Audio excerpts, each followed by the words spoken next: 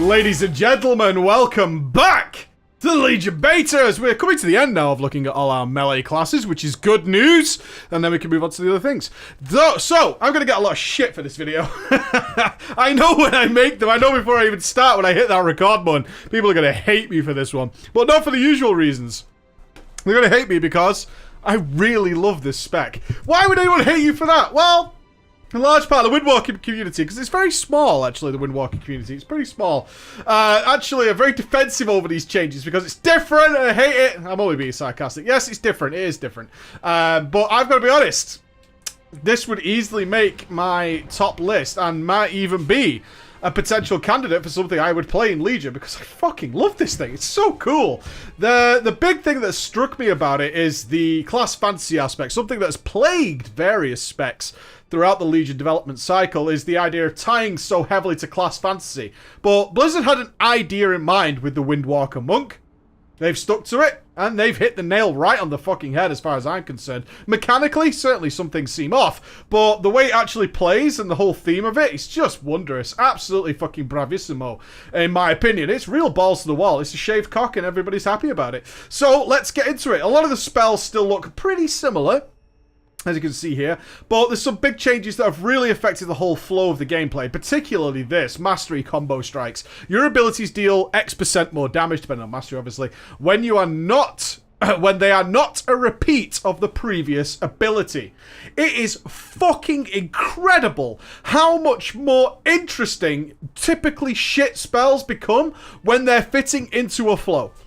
It is incredible that you don't look at things like, oh, I can't wait for Rising Sun Kick to have cooldown because that really hurts, or Fists of Fury or whatever, and I'll just fill with Twat Out Kick and fucking Tiger Palm, you know, and they feel sort of weak and pointless. But now, you throw in this Mastery, and it all flows together nicely, and you're actually just looking at your screen regularly and thinking, what are my options here? What is my energy? What is my chi? Do I want to spend more chi before I expend more energy? Or is it a case of I only have Blackout Kick available for the next few seconds, but my energy's capping? I need to kind of slip in an extra Blackout Kick because I can't do two back-to-back Tiger Palms or two back-to-back Blackout Kicks in this downtime between Rising Sun Kick and Fists of Fury and our artifact ability, the Strike of the Windlord, which I'll talk about later.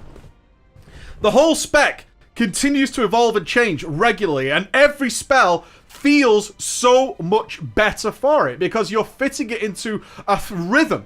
You're finding a rhythm, and it's not a case of make sure you use the most powerful ability on cooldown. That still exists, but that actually naturally falls into the process of trying to alternate between all your different spells, and then it fits into the class fantasy that I was talking about earlier, where you are the old Kung Fu master, right? You are the fucking Bruce Lee in the back of the fucking streets beating the shit out of various guys, and you're using all different kinds of kicks and punches and all this kind of stuff. You're not just going punch, punch, punch, punch, punch, punch, punch. You're doing all these different kinds of abilities, and each and every single one of them is important because of this mastery. Not only that, but the changes to Spinning Crane Kick really exemplify that as well. Spinning Crane Kick, which is our typical AoE, costs 3 chi. You spin in the air. Typically quite a boring spell, despite its graphical skills. It looks fantastic, but typically it was considered quite boring. However, you can see Spinning Crane Kick has this 1 next to it. Look at the rest of this tooltip. Spinning Crane Kick's damage is increased by 50% for each unique target that you've struck in the last 15 seconds with Tiger Palm, Blackout Kick, or Rising Sun Kick. Now, some of you, and I did this initially, I truly did, was thinking, oh god, what if I've got like 10 mobs? Do I have to like tab, Tiger Palm, Blackout Kick, Rising Sun Kick between them all? That sounds horrible. Then they noticed that Blizzard hasn't been stupid about this. When you use your new Storm, Earth, and Fire, which we'll talk about a little bit more detail shortly, but it does create the duplicates. There they go. Their attacks count. Okay, that's something you need to bear in mind. Their attacks count to tallying up all these stacks of Spinning Crane Kick. Not only that, think about what you're actually doing from a class fantasy perspective. You're again being Bruce Lee in those backstreets, who's hitting each target with different abilities constantly and taking them all out. And then if you think of it from that perspective, which is what I started doing after I got used to it, I was like, this is really fucking cool, because I am generally some fucking badass, right? I am the superhero who doesn't take on one-on-one guys or just try to sweep kick everybody else. What I'm actually doing is beating the shit out of absolutely everybody, and then I finishing off with that with spinning crane kick. And that fantasy has really resonated with me, but it hasn't resonated with a lot of people, and that's something you should bear in mind. If you don't have something like Storm, Earth, and Fire to get the best out of spinning crane kick, yeah, you're going to have to do some tab targeting, but I actually quite like that, as I think it really suits the theme of the Windwalker. I think it's fantastic. So, getting on from there, what you'll then find is if you get up to like... I haven't done the math on this, and I think we need to reiterate this every video, despite the fact that most of you have heard it, is that this is the beta, and right now Blizzard is altering damage numbers all the time, right? So I get the gut feeling that, like, right at the moment, Rushing Jade Wind is, like, really good single target, which... I don't think it's supposed to be, right? But the numbers haven't been finished yet. But you will find a point where spinning crane kick, because you've got like 8 stacks or more, starts really becoming so destructive that it starts to override everything else. That's how it should be with good AoE. It should be a case of the decision is made for you because it's so obviously a better way to go. Really, truly enjoy it. So let's go over some of the other changes. So there's no debuffs or anything attached with Rising Sun Kick, besides the fact that it'll reduce the effective healing on that one particular target by 10 seconds. So a lot of the things people dislike are, one, the removal of like buff management. There's no the Tiger Palm buff isn't there. Okay, Tiger Palm has an 8% chance to make your next blackout kick cost no chi, something I particularly dislike, honestly, and I'll explain shortly.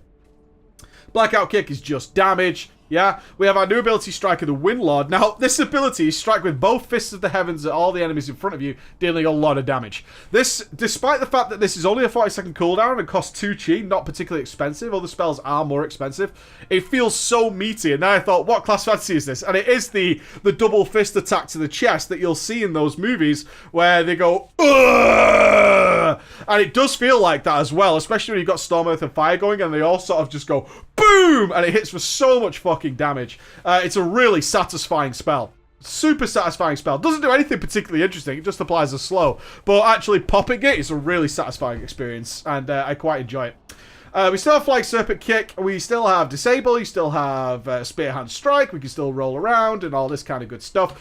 Heal is now a fuse. It's super weak sauce, though. It's fucking terrible. You'll be looking for the orbs on the ground regularly.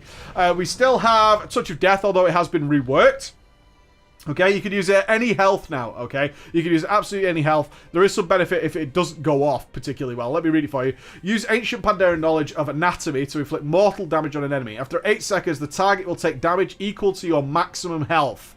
Okay? Reduced against target. So it's actually...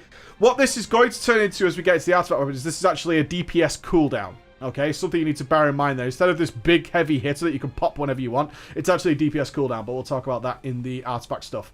So we do have a DPS cooldown now. So Storm, Earth, and Fire went under several changes. Many people were unhappy with what happened.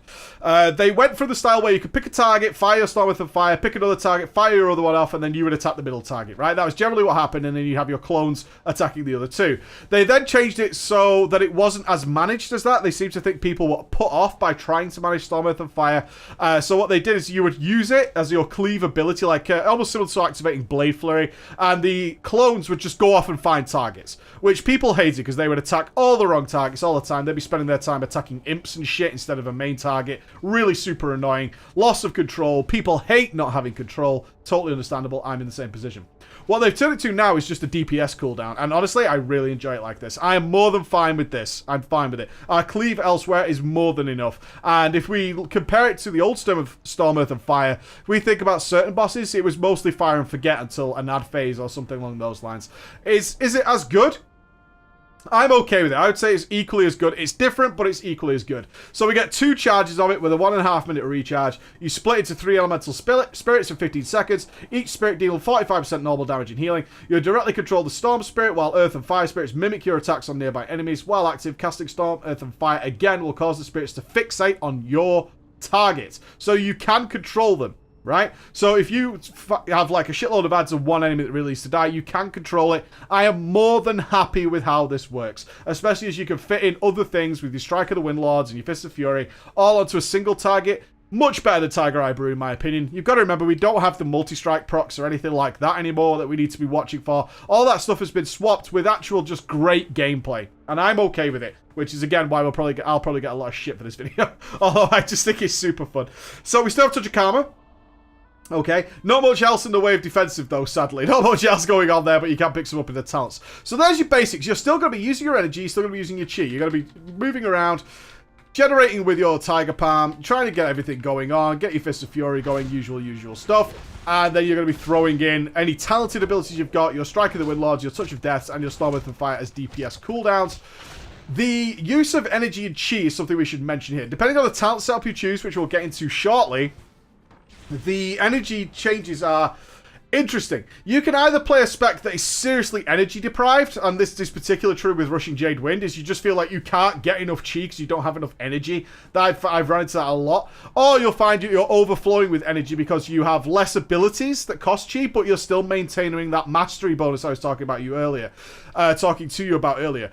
All these specs, unlike with the Arms Warrior we looked at yesterday, where some of the specs are awful and some of them are really good, I actually like all of these that the Windwalker has options to. I really enjoy all of them. If I was forced to play one way, I wouldn't be that sad. The worst talent is the one you actually see on the screen right now. You might be wondering what this is. This is one of the talents, so it's easily the worst one, although it looks reasonably graphically good. So let's look at the talents then. So level 15, stuff you'll recognize, Chi Wave. Eye of the Tiger is the new one. Tiger Palm also applies Eye of the Tiger. Dealing 11,000 nature damage to the enemy and healing to the monk. Kind of boring, a little bit of dot damage. And Chi Burst, the same as it has been in the past. We then have some movement speed with Tiger's Lost Celerity and Chi Torpedo. Then we get into the good stuff. Okay, Energizing Elixir. This is for the spec that doesn't particularly care too much about energy, because you're going to go waste one of them. Chug an Energizing Elixir, refilling all your energy and chi. As any serious player will tell you, that if you fill up on both your resources, one of them is going to get wasted, and that's a terrible thing.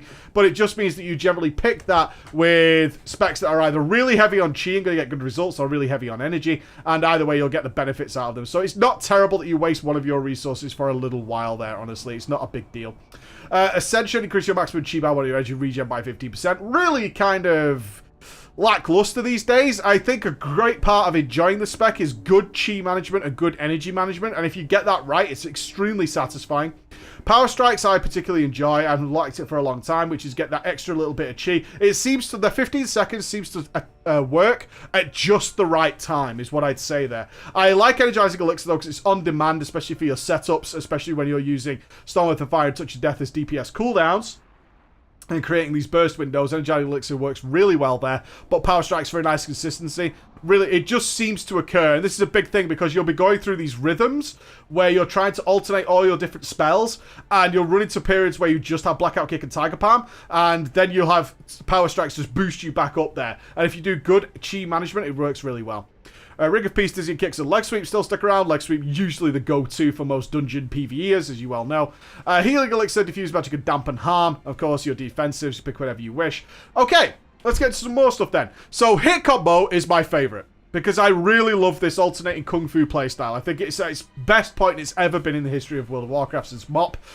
Hit Combo gives you more damage bonus for playing correctly, essentially, which is how Blizzard wants you to play, which is with alternating between these abilities. I'll show you in a moment. Zuen is still there if you want an extra cooldown for that extra on-demand burst. Okay, it's 3-minute cooldown. I've got to say I used it once and just put it away because everything else is just so much more interesting and so much more fun. Nothing particular wrong with Zuen, but Hit Combo and Rushing Jade Wind are so much more interesting in my opinion. Rushing Jade Wind then. So this has been changed. Costs only 1 chi. What? Yeah, 1 chi. 5-second cooldown. This thing is fucking... pretty devastating, honestly. It's pretty devastating. Causing 42,000 damage over 5 seconds. But it's up all the fucking time. It's up all the fucking time. It has a 5.1 second cooldown, and it lasts 5.1 seconds. It's permanent, okay? You mix this with all the other AoEs that you're doing and all the other cleaves, and it's just, you are literally a whirlwind of death moving through the dungeons. And this really gives you a very fast rotation. So I'll kind of show you this now. If I was going to go into a usual setup, you can see here, and then I wanted to do this. I'll use my Energizing Elixir to get some stuff up. And we can use a Strike of the Windlord. And then Rushing Jade Wind again. And then you come back into here. And then you want to use your Rising Sun Kick. And then come back. And then we got Rushing Jade Wind again. You can see I'm energy starved. Yeah, energy starved and chi starved, essentially. Trying to get everything to work. And this is a very, very... it's a fun playstyle for sure. And you can get actually locked behind until you get better gear. I wouldn't recommend Energizing Briefer if you're doing like dungeon DPS. But that's entirely up to you, whichever turns out to be the best. But you can see you're strapped for resources when you start mixing everything in. It's quite cool to play, honestly. Although it is a little bit whack, whatever's not on cooldown. And if everything's down, besides... Blackout Kick, you never use when you're playing it. You never use. But I guess that's kind of the point. It would almost make sense to me if they swapped this with Blackout Kick. And then the rotation would seem a little bit more make sense, but they don't have to. It's absolutely fine as an extra spell. So then we move down. Chi Orbit. So this is super boring. This is the one you're seeing right now, but everybody's seeing it all over the PTRs or all over the beta and asking, what is it all about? It literally just creates... It's a passive. You don't do anything with it whatsoever. It just spawns orbs, and when you stand near stuff, it attacks them. And that's it, okay? They just crash into it. You can see pew, pew, pew. And that's it. And every 5 seconds, another one comes, and then it goes pew. It's about as boring as you could possibly get. I will say it's quite funny because it actually occurs on your mount as well. So if you're riding through some forest or whatever, you'll just notice your orbs just blow up shit around you. It's stuff you would have pulled anyway, don't get me wrong. It doesn't attack passive targets or anything, but still it is what it is. Serenity is still there. It replaces your Storm, Earth and Fire, which kind of puts it on the for me. I don't like this one. Enter an elevated state of mental and physical serenity for 10 seconds. While in this state, you deal 40% increased damage and healing, and all chi consumers are free to have 50%. It just feels so much more boring now when you're, especially looking at individual numbers. You guys know I'm not a fan of the actual numbers on my screen, but when Storm, Earth and Fire is going in a big AoE pack, it looks fucking great. It looks fucking great. But I've no doubt Serenity will find its place probably in the single target. So less Chi Orbit is absolutely the best, which... Right now, I have to tell you this, and again, I know I don't like bringing up numbers when tuning's still going on, but right now, Chi Orbit is the best. Ugh, scary. Oh, you can get the super badass Whirling Dragon Punch, which is fucking cool. Old school, of course. Everybody probably recognized this from some point. Performs a devastating whirlwind upward strike, dealing 85,000 damage to all nearby enemies. Only usable while Fist of Fury and Rising Sun Kick are on cooldown. So, I'm in a rest area. Come on, game. Get your game on. So, like, this one's a good spec that I just had there. What I love, though, is this spec here, where we take hit combo, we take power strikes, we take Whirling Dragon Punch. Because it's very rewarding. I love this. I mean, I keep going back to it, I know, but I just can't want to stress how much I thoroughly enjoy this as my dog barks in the background. Hopefully that's not a delivery that should destroy the video. But once you get started with this, you see your hit combo starts going up to 5 there. Channel Fist of Fury. Then you fit in the Whirling Dragon Punch. Woohoo! And then you get choices like this. Like, I have to spend my chi here because I'm in this period. I'm going to avoid striking the Windlord for now. But I'm in this period where I don't have access to anything else, really. And you have to be careful because what can happen, especially when this procs, oh my god, so annoying when you get that free one. It really is crucially annoying to setting this up. Is you end up in this period of time where you don't want... I can't get rid of my chi here. Like, this is what happens. You see this? So, if another Tiger Palm... Right? Another Tiger Palm is going to overcap my chi, which then leaves you in these downtime periods. Now, I could have avoided that. That's the interesting. I could have avoided that by being a better player and not doing, like, commentary over what I'm doing, obviously. By thinking, okay, I'm about to run into this scenario, so I want to Blackout Kick first, then Hurricane Strike, then Blackout Kick again, keeping the hit combo going, yeah? You get the idea? You keep having to switch between them all the time, and that's why I find this setup, this talent setup, super satisfying. But the Rushing Jade Wind setup is equally as good as well, mixing in some Chi Orbit or Serenity, or even fitting in a Whirling Dragon Punch, although you're going to be strapped for your globals, but bear in mind that is free. So while we are in those periods with Rushing Jade Wind where we can't cast anything because we've got no energy and no Chi, you can easily fit in a big Whirling Dragon Punch, which does really satisfying damage. Overall, what I'm probably getting across to you is, there ain't much in a downside here. There isn't. There's a lot of moaning about the Windwalker Monk. I'm not seeing it. I think it's absolutely great. It's really cool. It has some of the little intricate problems that every spec runs into, but there's always going to be some drawbacks with every spec. There isn't a perfect spec. It doesn't exist, right? It's a stupid thing to try and aim for, but you have to accept there are going to be some limitations, and overall, this is really cool to me. So, let's look at the Strike of the Windlord, which I just explained what it does. What else do we get? Nothing overly special, but some important stuff. So we do get... look at this fucking ridiculous glyph I got. Activate Transcendence Transfer heals you for 10%. What? What a fucking terrible talent trait, whatever you want to call it. Crosswinds then. During Fist of Fury, Wind Spirit images of you. Attack your Fist of Fury target for a total of additional damage. Whatever, don't care. Tornado Kicks. Rising Sun Kick strikes a second time for 15% additional damage. Don't care. Nothing we can really do about that. Gale Burst. This is where you'll be going first. You can see I started working down this tree towards this. Gale Burst. Increase the damage done by Touch of Death by 10% of all damage you dealt to the target during the duration. So it kind of makes Touch of Death a Colossus Smash with a Bukkake ending. Yeah? Because Touch of Death is still going to do that huge damage. So you've got the that wonderful addition now just adding more damage to your Touch of Death by 10% of all the damage. This means that you have to line up everything and think about it. What are you going to be sticking inside your Touch of Death window? Yeah, you've got 8 seconds to really wreck face. But it's not all the time. It's a 2-minute cooldown. So you can still get like 40 seconds on this. You still get a minute and a half on here. It doesn't all line up all the time, so it's boring. But it makes it really so much more interesting than the old Touch of Death. Which Touch of Death spam was really good. And they put some limitations in, so you can't do that now. But I'm fine with that as well. Because it was such a burden. I consider it a burden when you could do things like that. Because you're kind of cheesing a lot of the time just to get over there and put a Touch of Death on things that you know don't need a Touch of Death. So this turns Touch of Death into that 8-second window, kind of Colossus Smashy, where you can unload in there, and then you get a big payoff at the end of it, and gives you 2 DPS cooldowns. And there are some specs out there, guys, that don't even have 1 controllable DPS cooldown, especially not one that you're going to see scale quite nicely. So that's my summary. I'm going to do some dungeons on this as well. I'm actually going to go back to playing it some more. I'm going to get back on the 110 that I have access to, and just enjoy the fuck out of it. I love this one. It's really cool, and it's certainly one of my contenders of a main in Legion, because I adore Mistweaver. I don't care about viability as such at this point, but I absolutely adore Mistweaver, and Brewmaster is fine, which means that I have a spec access here that has 3 really cool specs in my opinion. But in terms of the melee overall, this thing shits on survival and arms and all those. It's so much more fun, and I hope you guys at least give it a try as an alt or something like that. Alright guys, thank you so much for listening. Bye-bye from my lovely Windwalker monk. Such a fucking shame, the fist weapons, though. God damn.